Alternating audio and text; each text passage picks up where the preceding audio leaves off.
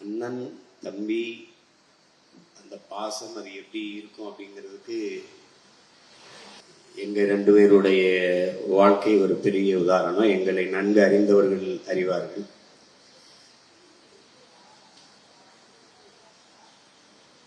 ஒன்னா வளர்ந்தோம், ஒன்னாதான் கராத்தே எல்லாம் பயிற்சி எடுத்தோம், சிலம்பெல்லாம் பயிற்சி எடுத்தோம். வெவ்வேறு ஆசான்கள்கிட்ட நாங்க கத்திருந்தாலும் சென்னையில வந்து எங்களுடைய ஆசான் மனோகர் அவர்களிடத்துலதான் கராத்தையும் சிலம்பும் ஒன்னா கத்துக்கிற தொடங்கணும். உடல் மேல ரொம்ப அக்கறை கொண்டவர்கள் தான் ரெண்டு பேருமே. ஆனால் அப்ப உணவு சத்துள்ள உணவு கிடைக்காது, அது ஒரு பெரிய பிரச்சனை.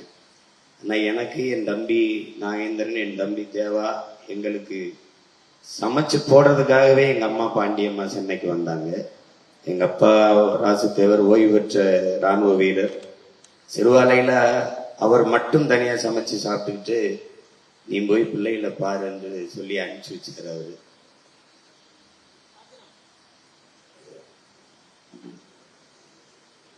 தனித்தனியா அன்னைக்கு நாங்க 3 பேர் இருந்தோம். இப்ப இருந்து அவன் இல்லை. ஆனா நாங்க 3 பேரும் சேர்ந்து சென்னைக்குள்ள செய்யாத சேட்டைகளே கிடையாது. எங்களை பார்த்தாலே பயந்து ஓடுவாங்க. அவ்வளவு பெரிய இது. எல்லாமுமா இருப்பான். நண்பனா இருப்பான், ஒரு தம்பியா இருப்பான், ஒரு தோழனா எல்லா வழியிலேயே இருப்பான். எங்க அண்ணன் சிவா அவர்கள் சொன்னது மாதிரி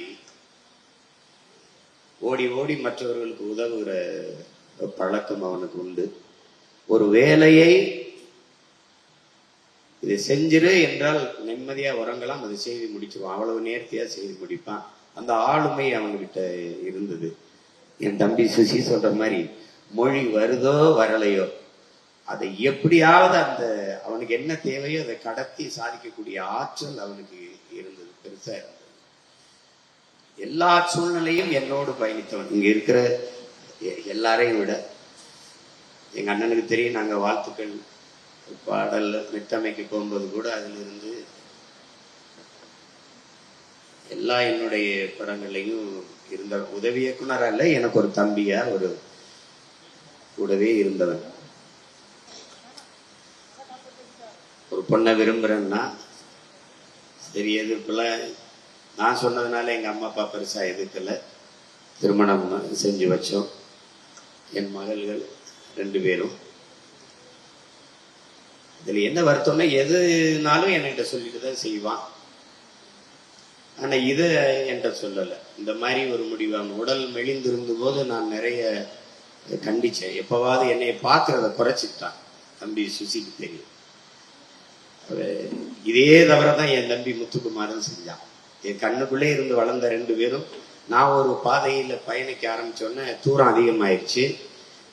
வெவ்வேறு பாதையில போனவங்க கவனிச்சு கண்டிச்சு சொல்ல ஒரு ஆள் இல்லாதனால உடலை பேணாம விட்டுட்டது ஒரு பெரிய சிக்கலாயிடுச்சு. அது இப்ப என்ன வருந்தியும் ஒன்றும் பயன் இல்லை. செய்திகளை உடனுக்குடனும் துல்லியமாகவும் தெரிந்து கொள்ள சப்ஸ்கிரைப் பண்ணுங்க.